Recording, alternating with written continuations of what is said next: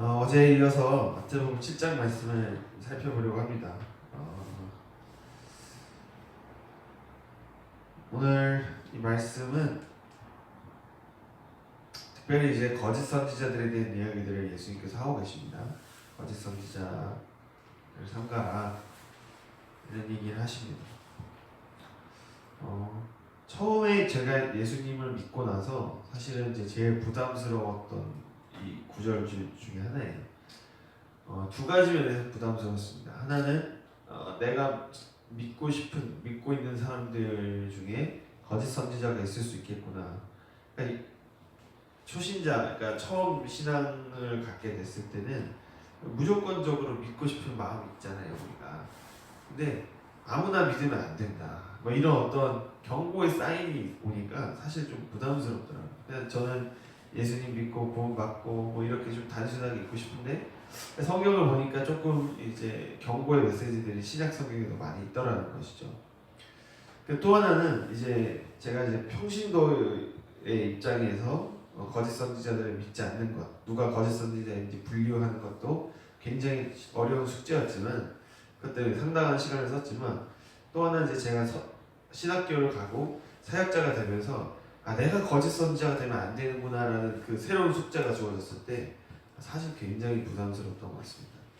그리고 사실은 지금 돌이켜보면 그러한 두려움 그리고 그런 신중함들은 필요했던 것 같습니다. 그리고 앞으로도 그 중심을 잃지 않는 것은 너무나 중요한 것 같습니다. 특별히 오늘 아침을 맞아서 성도님들에게 요청하는 개인적인 기도 제목이 있는데요. 두 가지 기도 제목이 있습니다. 하나는 일단 건강을 위해서 좀 기도해 주셨으면 좋겠습니다. 특별히 제가 좀 이제 신경이 쓰이는 부분이 간인데 기도해 주실 때 저의 간 건강을 위해서 조금 기도해 주셨으면 좋겠습니다. 간 기능이 온전해지고 이제 간이 좀 튼튼해져라 이렇게 좀 기도해 줬으면 좋겠고요.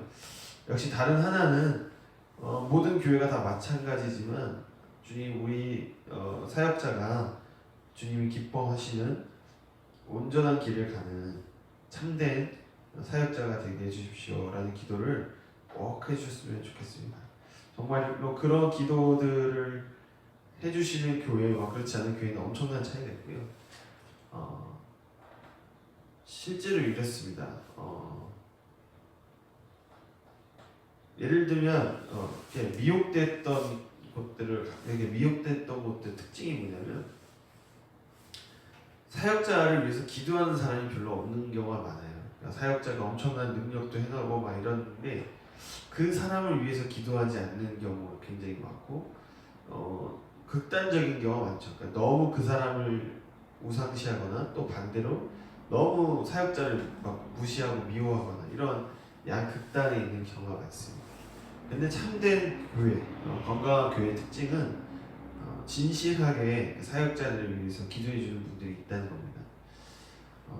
진실하게 사역자들을 위해서 기도해 주는 겁니다. 예를 들면 눈에 보이진 않지만 귀에 들리진 않지만 은밀한 중에 그 사역자들을 위해서 기도해 주시는 건데 역시 두 가지 면에서 기도해 주는 거죠. 그 사역자가 잘 해야 되는 부분, 사역자의 좋은 부분을 놓고 기도해 주는 면도 있지만 또 한편으로는 그 사역자의 연약함이나 부족함에 대해서 하나님께만 은밀하게 그것들을 고백하고 하나님께 요청을 하는 것이죠. 정말로 그렇게 참된 기도를 하는 빛과 소금으로 미랄의 기도를 하시는 분이 계시면 정말 놀라운 사실은 하나님께서 그 사역자를 그렇게 빚어 가신다는 거예요. 그 기도를 듣고 그 사역자를 하나님께서 이끌어 가십니다. 그래서 사역자가 가끔 잘못된 길로 가고 방향을 잃어버리고 또 이렇게 뭐라 해야 될까요? 방향각을 잃어버리고 이럴 때도 누군가 그렇게 기도를 계속해서 해주면 하나님께서 극적으로 그 사람을 깨닫게 하시고 인도하시는 그런 역사가 많이 일어난다는 것이죠. 혹시 이 말씀을 듣는 중에라도 하나님께서 주시는 어떤 마음이 있다면 사역자들, 또 저희 교회만 있는 것이 아니라 여러분 주변에 뭐 직장 상사라든지 어떤 기도가 꼭 필요한 리더들을 위해서 여러분 기도해 주시기 바랍니다. 말씀 중에라도 기도를 시작하시기 바랍니다. 입으로 시인하시고 바로바로 고백하십시오. 여러분 기도는 꼭 폼 잡고 같이 주여 삼창하는 것이 아닙니다. 내 마음속에 느낌이 딱 영감이 왔을 때 바로 그냥 입으로 시인하시고 기도하셔야 됩니다. 그런 것들이 훈련되면 놀라운 열매를 맺게 됩니다. 또 한 가지 이제 기도에 대해서 이야기하고 싶은 것은 우리가 기도할 때 천국으로부터 지원을 받는 것이 상당히 중요합니다. 우리는 상당히 많은 경우에 기도는 나 혼자 외롭게 하는 것이라는 인식을 갖고 있습니다. 그런데 여러분 기도의 세계로 깊이 들어가면 결국 기도라는 그 영적 세계에서는 영적 싸움의 세계에서는 천군 천사의 지원이 굉장히 중요합니다. 예. 성령님의 도우심이 일단 가장 중요하지만 실제로 우리가 어떤 상황과 환경의 문제의 영역으로 들어갈 때는 지원군 싸움이에요. 예를 들면 좀 너무 이게 단순한 도식일 수 있지만 제가 어떤 문제를 놓고 기도하는데 도와주는 천사가 셋이 있다고 생각해 보십시오. 뭐 셋만 있어도 사실 굉장한 거죠. 그런데 싸우는 문제, 그러니까 그 문제의 사이즈가 악한 영들이 너무 많아서 너무 센 놈들이 많아서 천사가 한 100명은 필요해요. 예를 들면. 근데 제가 데리고 있는 천사가 3명밖에 없어요. 그러면은 제가 그 문제를 놓고 기도하면은 막 제가 힘들어지는 거죠. 정신줄을 놓게 되는 거죠. 근데 그 하나님 나라에서 유명한 사람, 하나님 나라에 지분이 있는 사람, 그 10골 다스릴 권세, 100골 다스릴 권세가 있는 사람들이란 것은 여러분 추상적인 게 아닙니다. 그 실제적으로 그 하늘의 권세를 갖고 있으면 그 영적 세계로 들어갔을 때 그 사람을 지지하는 천군 천사가 딱 달라붙는다는 거예요. 예를 들어서 하나 말씀드리면 제가 예전에 어린이 전도협회 이제 3일 클럽이라는 그 어린이 전도 길거리 노방 전도 훈련을 받으러 갔었는데 지금 생각해도 저는 좀 그렇습니다. 그러니까 보세요. 어린이 전도를 하려고 하면은 길거리에 애들이 아무도 없어요. 근데 그 실제로 그 영적 세계에 지분이 있는 분들이 있어요. 이건 진짜 말로 설명이 안 돼요. 본인들이 그렇게 얘기하는 것도 아닌데 제가 계속 보면은 그런 분들이 꼭 있습니다. 그래서 그분들이 그 현장에 딱 들어가면은 놀랍게도 동네에 애들이 아무도 없었는데 그분만 딱 현장에 그 시간에 뜨면은 뭐 연락한 것도 아닌데 애들이 알아서 막 20명씩 몰려와요. 그러니까 다른 선생님들이 갈 때는 그렇게 막 애들이 안 오는데 어떤 특정한 분들이 가면은 애들이 막 몰려들고 단순히 몰려드는 게 아니라 막 복음을 듣고 감화가 되고 감동을 받고 교회를 가겠다고 하고 막 이런 일들이 생기더라는 것입니다. 대부분 이제 그런 선생님들의 특징은 뭐 이렇게 세상에서 알아주는 분들이 아닙니다. 전임 사역자가 아닌 경우도 많고요. 뭐 이렇게 존재감이 탁월한 분들이 아닙니다. 그런데 이상하게 그 어린이 전도만 딱 하러 나가면 아주 신기하게 그냥 애들이 그냥 몰려들고 뭐 단순히 몰려드는 수준이 아니라 정말 뭐 은혜 받고 변화되고 이런 일들이 있더라는 것이죠. 근데 그런 영적 세계에 지분이 없는 이제 그때 당시 저와 같은 사람은 글로 가면은 뭐 애들도 없고 또 애들 억지로 물론 아주 집중도 안 되고 복음 전에도 감동도 안 되고 뭔가 애들이 뭐 그냥 듣는 둥 마는 둥 간식 받으려고 앉아있고 뭐 이렇게 되더라는 것입니다. 그러니까 오늘 말씀드리고 싶은 것은 이 영적 세계라는 건 실제한다. 그리고 하나님 나라에서 유명한 것과 세상에서 유명한 것은 너무나 다르다는 것. 하나님 나라에서 유명한 사람은 그 사람이 딱 가면은 하나님 나라의 역사가 일어나는 거예요. 그냥 그 사람 가기만 해도 알아서 뭐 노력하지도 않습니다. 그냥 그 사람이 가기만 해도 천사들이 붙어서 이것이 너무 아름다워지게 되는 것을 보게 됩니다. 자, 아무튼 오늘 말씀을 좀 다시 보겠습니다. 어젯밤에 이상하게 제가 요새는 그걸 잘 안 보고 있었는데 이 거짓 선지자들이 나오는 영상들을 살짝 봤어요. 너무 오래 보면 또 혼미해지니까 살짝 봤어요. 거짓 선지자들이 나오는 거는 참 날이 갈수록 그 이제 영상만 봐도 느낌이 딱 옵니다. 이 사람들이 거짓 선지자라는 것이 있는데 여러분 이 말씀을 좀 해석을 해보면 거짓 선지자들은 특징이 하나 있어요. 거짓 선지자의 특징이라면은 드러나는 것을 좋아한다는 겁니다. 거짓 선지자의 특징은 드러나는 것을 굉장히 좋아합니다. 거짓 선지자의 특징은 우리 마음속에 있는 쉽게 신앙생활하려고 하는 그 유혹을 자극합니다. 그리고 조금 더 깊이 들어가면 자기 긍정의 유혹을 자극합니다. 그러니까 예수 그리스도를 믿는 길은 좁은 길인데 이 사람들은 넓은 길로 인도합니다. 그래서 우리가 거짓 선지자들에게 미혹될 때 특징이 있다면 이런 생각을 하는 거예요. 마음으로. 저렇게 신앙생활하면 신앙생활을 편하게 할 수 있겠다.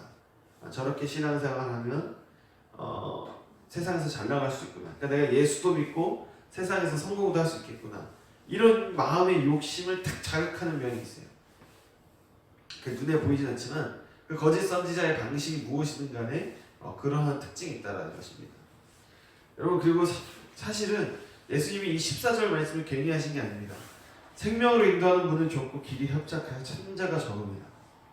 이 좁은 문이라는 건 정말 보통 어려운 게 아닙니다. 사실 말이 안 되는 거거든요. 사실 우리가 좁은 문을 통과한다는 거는. 그러니까 이 좁은 문으로 가는 거는 내 본성하고 완전히 거꾸로 거슬러 올라가야 될 뿐만이 아니라, 처음에는 저를 예를 들면 저 김이삭이라고 하는 자아와 싸우는 과정이 있지만 더 깊이 들어가면 옛사람 아담이 갖고 있는 본성을 거슬러 올라가야 되는 엄청난 싸움이 존재하고 있습니다. 좁은 문이라는 게 그냥 교회에서 말한다고 들어가는 게 아니라 실제로 그 내면적으로 우리가 엄청난 씨름을 겪어야 돼요. 마치 우리가 수태될 때 수억의 정자들 중에 딱 하나가 난자에 들어가서 생명으로 잉태가 되잖아요. 거의 그런 수준입니다. 여러분, 지구 인구가 지금 70억인가 80억인데 좁은 문에 들어가는 사람 몇이나 되겠습니까? 그러니까 내가 그 나머지 지구 인구들과 비슷한 가치 수준과 의식 세계를 갖고서 신앙생활 한다면 이 좁은 문은 너무나 멀게 느껴진다는 것이죠. 네. 좁은 문은 정말 쉽지가 않습니다. 좁은 길은 정말 협착합니다. 죽을 맛이 납니다. 정말 힘들어요. 그렇기 때문에 가는 사람이 별로 없습니다. 누가 알아주지도 않고요. 실제로 여러분, 좁은 길로 누군가 가고 있을 때는 그 사람이 좁은 길로 가고 있는지 아는 사람이 없습니다. 자기 자신도 모를 때가 많아요. 저 사람이 지금 좁은 길로 가고 있는지 안 가고 있는지 본인도 잘 모를 때가 있습니다. 예. 좁은 길이란 건 정말 그래요. 그렇기 때문에 넓은 길이란 건 그 반대로 너무 드러내고 다니는 거예요. 여러분, 좁은 길이란 건 가보면 아시겠지만 남들에게 알릴 수가 없는 세계예요. 본질적으로 홍보라는 개념이 불가능한 것입니다.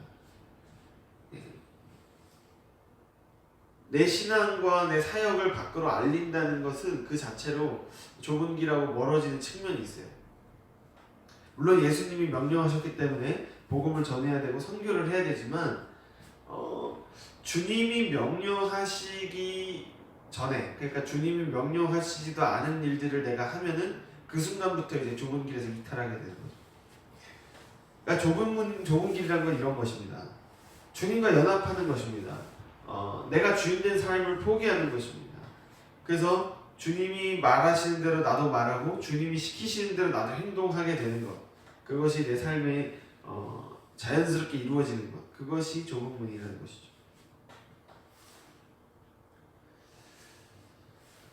아무튼 이 거짓 선지자들의 특징이 여러 가지가 있습니다. 특별히 오늘 조금 나누고 싶은 주제는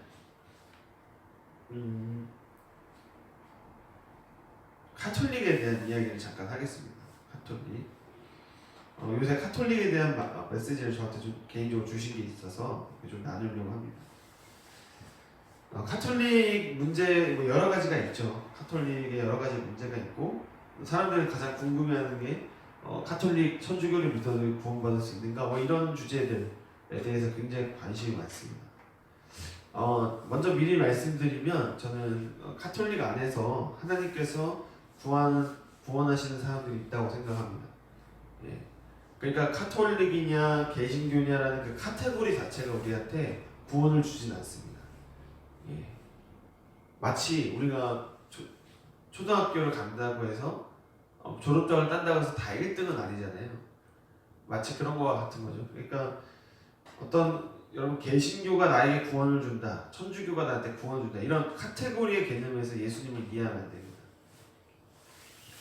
아무튼 그렇습니다. 그런데 카톨릭 안에는 문제가 많죠. 예. 역사가 오래됐기 때문에 문제가 많을 수밖에 없습니다. 그 핵심 문제 중에 하나가 이제 정교 분리의 문제와 마리아 숭배의 문제입니다. 그리고 이것에 대한 근거 구절은 예수님께서 그 마귀에게 세 가지 시험을 받으실 때 마귀가 거룩한 성전 꼭대기에 예수님을 데리고 갔던 장면을 보면은 우리가 알 수가 있습니다. 제가 오늘 말씀 구절을 찾아보진 않겠지만 그 마태복음에 나오는 그 세 가지 시험의 그 의미는 뭐냐면 간단합니다. 공중 권세를 마귀가 잡았다는 거예요. 그러니까 모든 영역이 다 마귀의 통제 안에 있고 거기에는 종교도 포함되어 있다는 거예요. 그러니까 우리가 거룩하다, 뭔가 홀리해 보인다는 그 종교의 세계가 바로 마귀가 장악하고 있는 세계라는 거예요. 특징이 있습니다. 그러니까 마귀의 세계는 항상 높아지는 것을 원하고 드러나는 것을 원합니다. 그것이 마귀가 잡은 세계의 특징인 것이죠. 그러니까 카톨릭은 그러한 특징들인데 그 중에 하나가 이제 마리아 숭배입니다. 여러분 왜 카톨릭에서는 마리아를 중요하게 생각을 할까요? 성경에 마리아가 그런 말을 했죠. 주의 계집종이오매 주의 말씀대로 이루어지이다. 그 천사들이 나타나서 예수님의 숭배에 대해서 예수님의 잉태에 대해서 이야기할 때 마리아가 그렇게 말을 했습니다. 그래서 천주교에서는 마리아의 그 순종을 본받아서 우리도 순종하는 신앙인이 되자. 뭐 이런 좋은 취지가 있다라고 얘기를 하는데, 하여튼 그 성모 숭배 사상, 성모한테 기도하면 들어주신다. 뭐 이런 사상들이 있는 것이죠. 좀 깊이 들어가 보면 그 사람들이 마리아를 숭배하는 이유는 그 뿌리를 들어가 보면 결국 이것입니다. 행위 공로, 자력 구원, 자기 긍정입니다.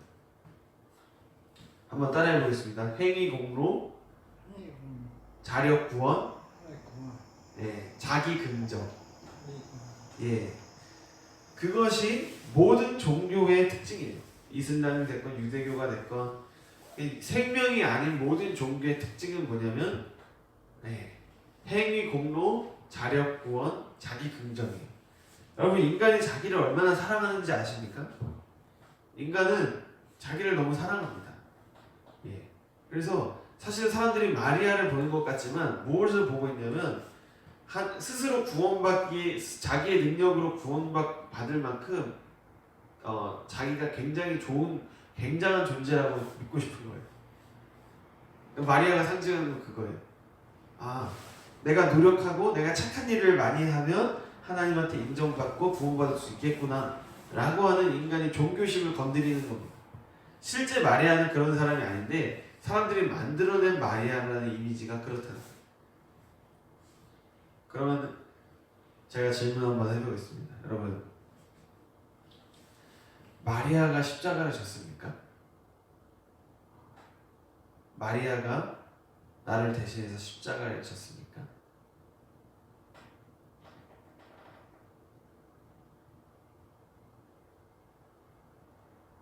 또 하나 질문을 해보겠습니다. 내가 내 죄를 위해서 십자가에 죽을 수 있습니까? 내가 나의 죄 때문에 십자가에서 죽을 수 있습니까? 없습니다. 좁으면 좁은 길은 십자가의 길입니다. 자기를 부인하고 자기 십자가를 지는 것입니다. 예수님의 십자가가 아니라 자기에게 주어진 십자가를 지고 가는 것입니다. 그런데 이 거짓 선지자들은 그것을 안 하게 합니다. 여러분, 그러니까 우리가 거짓 선지자들을 끌려가는 이유 중에 하나는 뭐냐면 쉽게 신앙생활하고 싶을 때 우리는 거짓 선지자들에 끌려갑니다. 쉽게 신앙생활하고 싶구나. 내 안에 아직 그 십자가를 통해 분리되어야 될 죄성이 엄청나게 많은데 그거 다 그대로 내버려 두고 그냥 편하게 종교생활하고 싶은 거예요. 그럴 때 우리는 거짓 선지자들에게 미혹됩니다. 그렇기 때문에 아름다운 열매를 맺을 수가 없는 것이죠. 하나님 뜻대로 행할 수 없는 것입니다.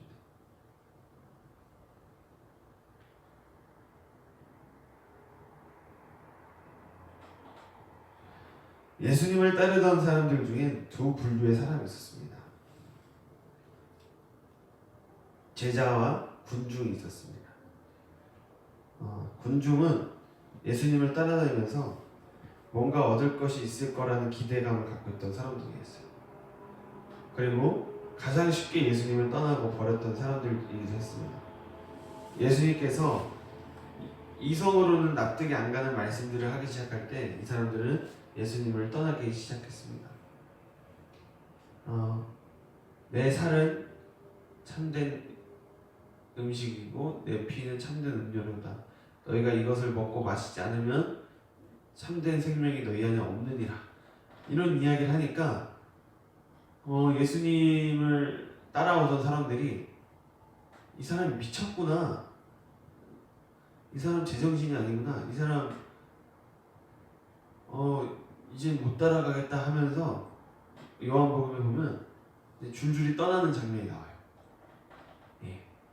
도저히 사람의 어떤 인식으로는 받아들일 수 없는 이야기를 할 때 사람들이 떠나는 것을 보게 됩니다. 그때 제자들이 남아 있었죠. 예수님 물어보십니다. 너희도 나를 떠나려느냐? 그때 베드로가 이렇게 얘기했죠. 생명의 말씀이 죽게 있사오되 우리가 어디로 가오리까? 그런데 그 제자들도 결국에 배신했습니다. 여러분, 군중의 특징은 이것입니다. 예수님께 뭔가 얻을 것을 기대하는 사람들이에요. 그런데 여러분이 만약에 군중 중에 하나라면 여러분은 하나님에 대해서, 예수님에 대해서 배신감을 느낄 일이 반드시 옵니다. 군중의 특징은 그거예요. 예수님에 대해서 배신감을 느낄 날이 옵니다. 가룟 유다처럼. 가룟 유다가 예수님이 자기가 십자가를 지려고 가야 된다고 했을 때, 죽으러 간다고 했을 때 엄청난 배신감을 느꼈습니다. 내가 당신 따라다니는 이유는 그게 아닌데, 내가 당신을 따라다니는 이유는 그게 아닌데,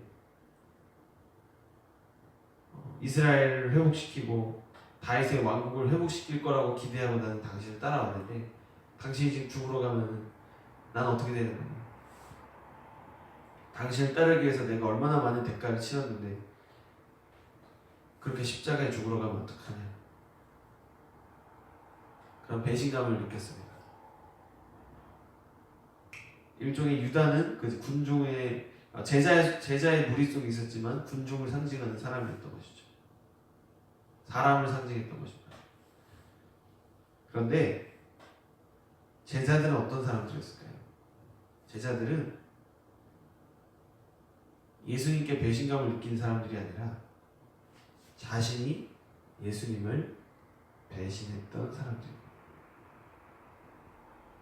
다시요. 군중은 예수님께 배신감을 느낀 사람들입니다. 그런데 제자들은 자신이 예수님을 배신했던 사람들입니다. 여러분 어떤 분들입니까?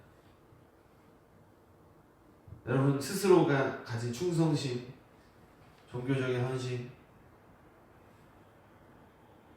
그래서 내가 굉장히 괜찮은 사람, 아까 마리아 이야기했지만 내가 굉장히 하나님이 평가할 때 좋은 사람이다라고 생각한다면 여러분 아직 군중 속에 있는 겁니다. 여러분 제자라는 건 뭐냐면 내가 주님을 배신했구나라는 것을 겪어본 사람들이에요. 제자는 소수입니다. 제자들의 특징은 예수님을 배신했다는 거예요. 그런데 주님이 그 제자들에게 다시 찾아오셨다는 거예요.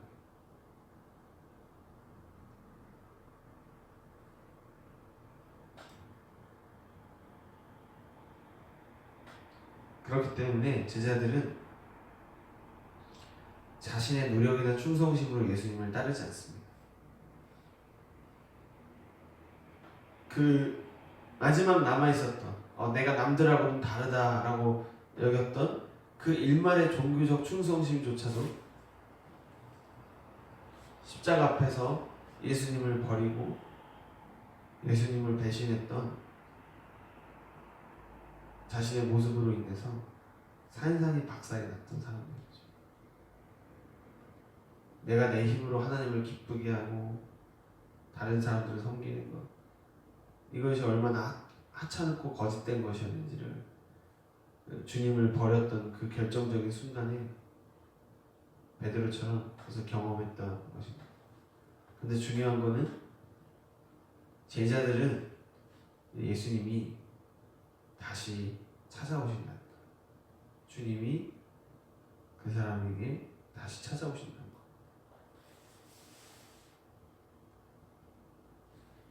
그런데 이 제자들에게는 공통점이 있었습니다. 마치 순진한 어린아이들처럼, 갈 곳을 모르는 고아와 같은 어린아이들처럼 바보스럽게 주님을 따라다녔다는 거예요. 그들은 주님 외에는 의지할 곳이 없었습니다. 비록 배신하긴 했지만 그들은 세상에 갈 곳도 없었고 어디 가서 받아줄 만한 사람들이 아니었습니다. 그리고 주님을 따르기 위해 자신이 가진 것들을 기꺼이 버렸던 사람들이었습니다. 주님이 놀라운 기적을 행하시고 하나님의 뜻을 이루실 때 정말 순수하게 그것을 보고 반응하며 따라왔던 사람들이었습니다. 그들은 자신의 삶이 어떻게 될지를 계산하지 않았습니다. 비록 그들은 연약하기 때문에 서로 다투기도 하고 실수하기도 하고 넘어지기도 하고 그러한 인간적인 과정들이 다 있었지만 그 주님을 향한 어린아이 같은 순수함과 그 기대와 그 사랑은 그들 중심 속에 있었다는 것이죠. 결정적으로 그들은 주님께서 하나님 아버지로부터 친히 선택하신 사람들이었습니다.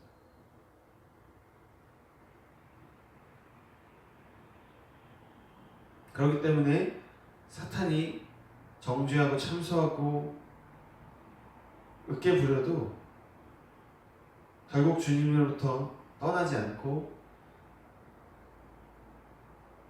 주님 손에 붙들려 있었던 그러한 사람들이라는 것이죠. 그러므로 결정적으로 제자들은 세상에서 알아주는 멋있는 사람들이 아니라 세상으로부터 피해 다니는 그러한 사람들이었습니다. 베드로를 보십시오. 예수님을 배신했을 때 어린 소녀 하나가 그에게 문책했을 때 피해 다니지 않습니까? 그만큼 제자들은 연약했습니다. 주님을 배신했다는 그런 자괴감을 갖고 있고 자신의 무력감을 철저하게 경험했던 그러한 사람들이었습니다.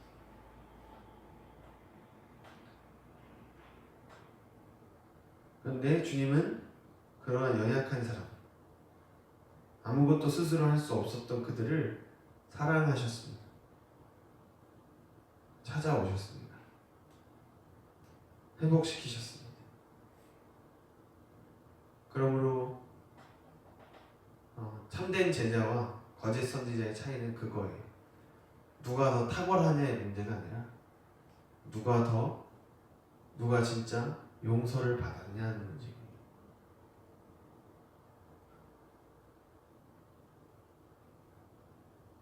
누가 진짜 예수님의 사랑을, 그 용서를 받았냐는 문제입니다.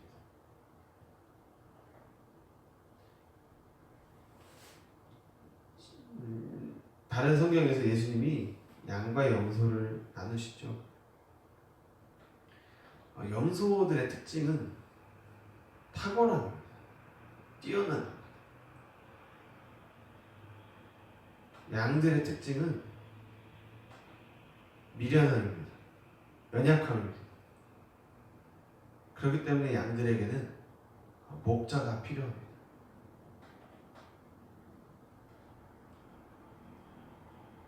근데 그 목자는 이런 눈에 보이는 육체를 입은 사역자들이 아니라 성령을 통해서 말씀으로 인도하시는 부활하신 예수님 자신이라는 거죠. 그러므로 여러분, 사람을 의지하지 마십시오. 사람을 의지하는 순간 올무에 매입니다. 우리 마음 가장 깊은 곳은 정말 이 말씀 속에 있는 살아계신 그리스도에게만 향해야 합니다. 사람을 의지하려는 유혹에서 벗어나십시오.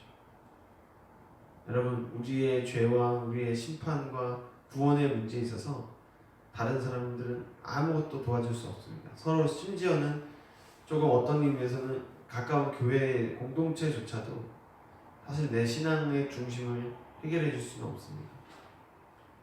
내 중심 가장 깊은 곳의 그 갈증과 문제는 오직 주님 자신만이 해결하실 수 있습니다.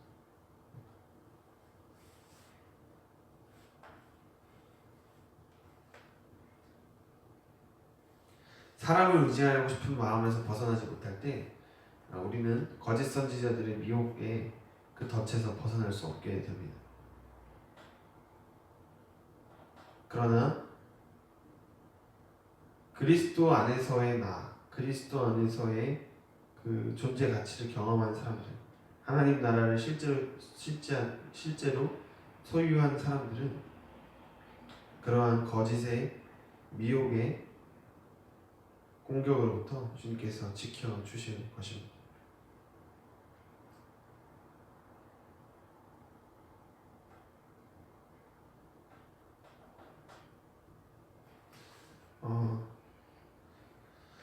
이 시간 좀 기도하길 원합니다. 하나님,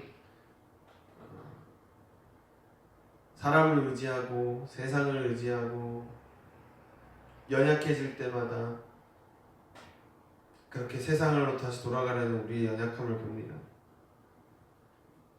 주님, 이 시간 오직 주님만 나의 의지가 되시고 나의 모든 것이 되시기를 원합니다. 주님도 사랑하고 세상도 사랑하는 것이 아니라 오직 주님만 의지하기를 원합니다. 세상을 사랑하려는 나의 눈과 귀와